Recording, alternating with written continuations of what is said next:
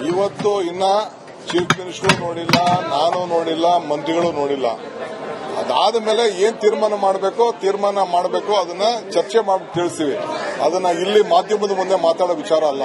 ಇವತ್ತು ಇನ್ನ chief minister ನೋಡಿಲ್ಲ, ನಾನು ನೋಡಿಲ್ಲ, ಮಂತ್ರಿಗಳು ನೋಡಿಲ್ಲ.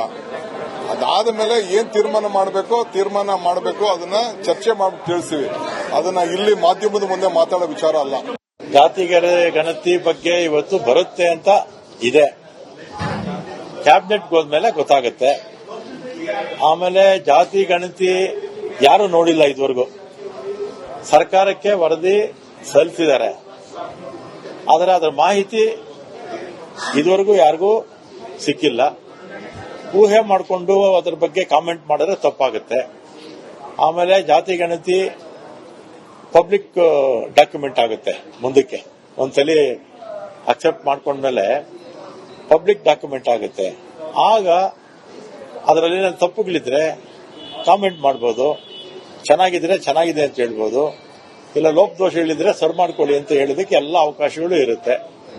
ಅದನ್ನ ನೋಡ್ದೇನೆ ಕಾಮೆಂಟ್ ಮಾಡೋದು ಸರಿ ಇಲ್ಲ ಅಂತ ನನ್ನ ಅಭಿಪ್ರಾಯ. ನಮ್ಮ ಸಮಾಜ ಆಗಲಿ, ವೀರಶೈವ ಸಮಾಜ ಆಗಲಿ ವಿರೋಧ ಎಲ್ಲೂ ವ್ಯಕ್ತಪಡಿಸಿಲ್ಲ.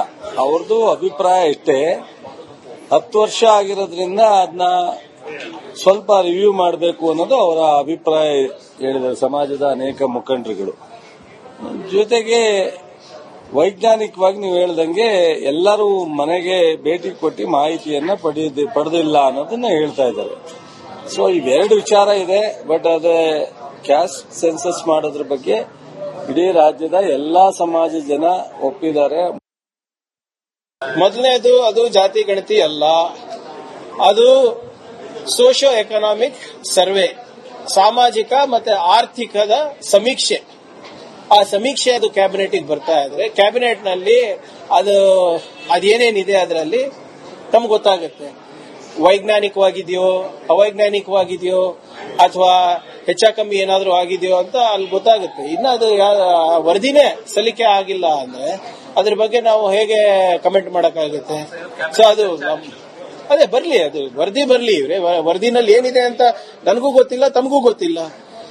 ಆ ವರದಿನಲ್ಲಿ ಅಂಕಿಅಂಶಗಳು ಏನಿದೆ, ಹೇಗೆ ಕಲೆಕ್ಟ್ ಮಾಡಿದ್ದಾರೆ ಡೇಟಾನ, ಆ ದತ್ತಾಂಶ ನಿಮ್ಮ ಸೆನ್ಸಸ್ ರಿಪೋರ್ಟಿಗೆ ಸರಿ ಸಮಾನವಾಗಿದೆಯಾ, ಅವೆಲ್ಲ ನೋಡ್ಬೇಕಲ್ಲ. ಸರ್ಕಾರದಲ್ಲಿ ಬೇರೆ ಬೇರೆ ಇಲಾಖೆನಲ್ಲೂ ಬಹಳಷ್ಟು ಅಂಕಿಅಂಶಗಳು ಇರ್ತದೆ, ದತ್ತಾಂಶಗಳು ಇರ್ತದೆ. ಅದಕ್ಕೆಲ್ಲ ಹೋಲಿಕೆ ಆಗ್ಬೇಕಲ್ವಾ, ಅದಕ್ಕೆ ಟ್ಯಾಲಿ ಆಗ್ಬೇಕು.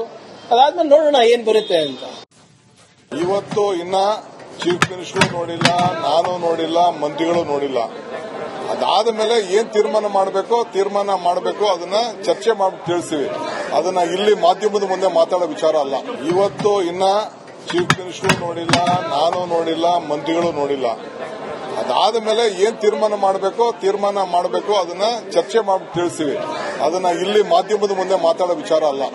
ಜಾತಿ ಗಣತಿ ಬಗ್ಗೆ ಇವತ್ತು ಬರುತ್ತೆ ಅಂತ ಇದೆ. ಕ್ಯಾಬಿನೆಟ್ಗೆ ಹೋದ್ಮೇಲೆ ಗೊತ್ತಾಗುತ್ತೆ. ಆಮೇಲೆ ಜಾತಿ ಗಣತಿ ಯಾರು ನೋಡಿಲ್ಲ ಇದುವರೆಗೂ. ಸರ್ಕಾರಕ್ಕೆ ವರದಿ ಸಲ್ಲಿಸಿದ್ದಾರೆ, ಆದರೆ ಅದರ ಮಾಹಿತಿ ಇದುವರೆಗೂ ಯಾರಿಗೂ ಸಿಕ್ಕಿಲ್ಲ. ಊಹೆ ಮಾಡಿಕೊಂಡು ಅದರ ಬಗ್ಗೆ ಕಾಮೆಂಟ್ ಮಾಡಿದ್ರೆ ತಪ್ಪಾಗುತ್ತೆ. ಆಮೇಲೆ ಜಾತಿ ಗಣತಿ ಪಬ್ಲಿಕ್ ಡಾಕ್ಯುಮೆಂಟ್ ಆಗುತ್ತೆ ಮುಂದಕ್ಕೆ. ಒಂದ್ಸಲಿ ಅಕ್ಸೆಪ್ಟ್ ಮಾಡ್ಕೊಂಡ್ಮೇಲೆ ಪಬ್ಲಿಕ್ ಡಾಕ್ಯುಮೆಂಟ್ ಆಗುತ್ತೆ. ಆಗ ಅದರಲ್ಲಿ ತಪ್ಪುಗಳಿದ್ರೆ ಕಾಮೆಂಟ್ ಮಾಡಬಹುದು, ಚೆನ್ನಾಗಿದ್ರೆ ಚೆನ್ನಾಗಿದೆ ಅಂತ ಹೇಳ್ಬೋದು, ಇಲ್ಲ ಲೋಪದೋಷಗಳಿದ್ರೆ ಸರಿ ಮಾಡ್ಕೊಳ್ಳಿ ಅಂತ ಹೇಳೋದಕ್ಕೆ ಎಲ್ಲ ಅವಕಾಶಗಳು ಇರುತ್ತೆ. ಅದನ್ನ ನೋಡ್ದೇನೆ ಕಾಮೆಂಟ್ ಮಾಡೋದು ಸರಿ ಇಲ್ಲ ಅಂತ ನನ್ನ ಅಭಿಪ್ರಾಯ. ನಮ್ಮ ಸಮಾಜ ಆಗಲಿ, ವೀರಶೈವ ಸಮಾಜ ಆಗಲಿ ವಿರೋಧ ಎಲ್ಲೂ ವ್ಯಕ್ತಪಡಿಸಿಲ್ಲ.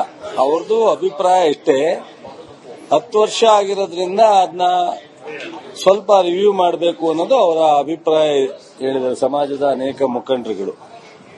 ಜೊತೆಗೆ ವೈಜ್ಞಾನಿಕವಾಗಿ ನೀವು ಹೇಳ್ದಂಗೆ ಎಲ್ಲರೂ ಮನೆಗೆ ಭೇಟಿ ಕೊಟ್ಟು ಮಾಹಿತಿಯನ್ನ ಪಡೆದಿಲ್ಲ ಅನ್ನೋದನ್ನ ಹೇಳ್ತಾ ಇದ್ದಾರೆ. ಸೊ ಇವೆರಡು ವಿಚಾರ ಇದೆ. ಬಟ್ ಅದೇ ಕ್ಯಾಸ್ಟ್ ಸೆನ್ಸಸ್ ಮಾಡೋದ್ರ ಬಗ್ಗೆ ಇಡೀ ರಾಜ್ಯದ ಎಲ್ಲಾ ಸಮಾಜ ಜನ ಒಪ್ಪಿದ್ದಾರೆ. ಮೊದಲನೇದು ಅದು ಜಾತಿ ಗಣತಿ ಅಲ್ಲ, ಅದು ಸೋಷಿಯೋ ಎಕನಾಮಿಕ್ ಸರ್ವೆ, ಸಾಮಾಜಿಕ ಮತ್ತೆ ಆರ್ಥಿಕದ ಸಮೀಕ್ಷೆ.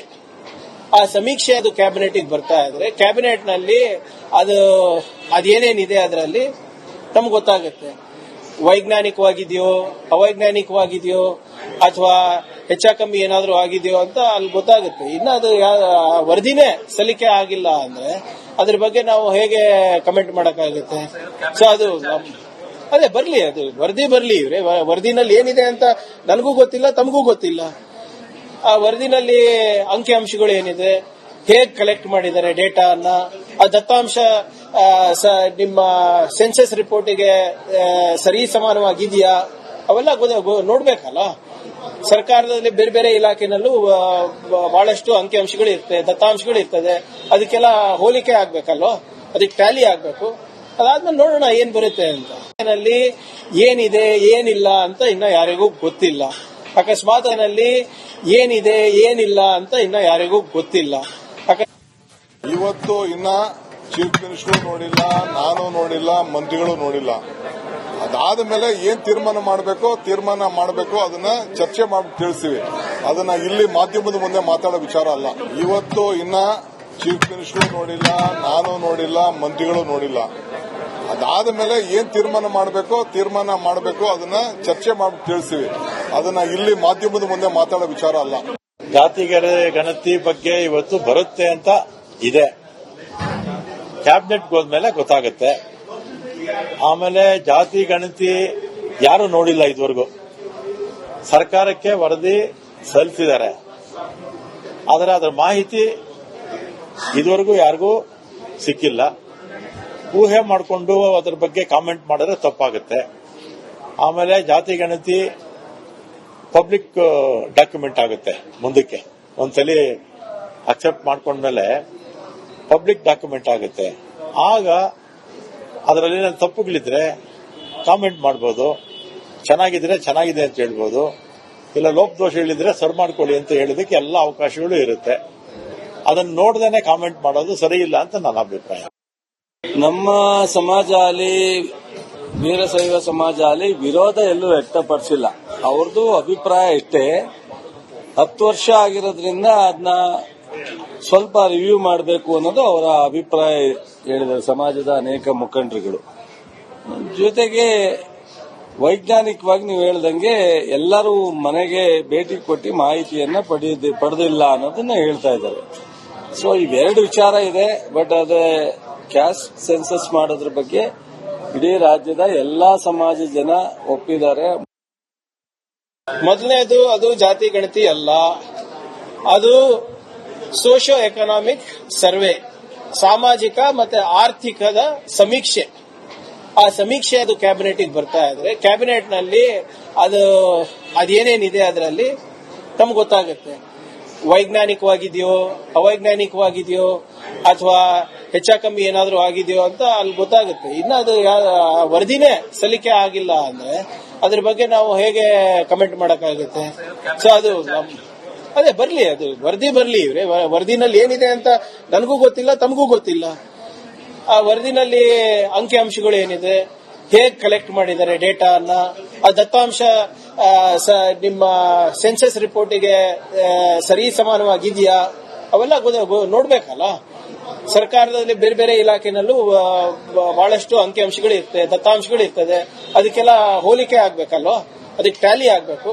ಅದಾದ್ಮೇಲೆ ನೋಡೋಣ ಏನ್ ಬರುತ್ತೆ ಅಂತ. ನಲ್ಲಿ ಏನಿದೆ ಏನಿಲ್ಲ ಅಂತ ಇನ್ನ ಯಾರಿಗೂ ಗೊತ್ತಿಲ್ಲ. ಅಕಸ್ಮಾತ್ ನಲ್ಲಿ ಏನಿದೆ ಏನಿಲ್ಲ ಅಂತ ಇನ್ನ ಯಾರಿಗೂ ಗೊತ್ತಿಲ್ಲ. ಅಕಸ್ಮಾತ್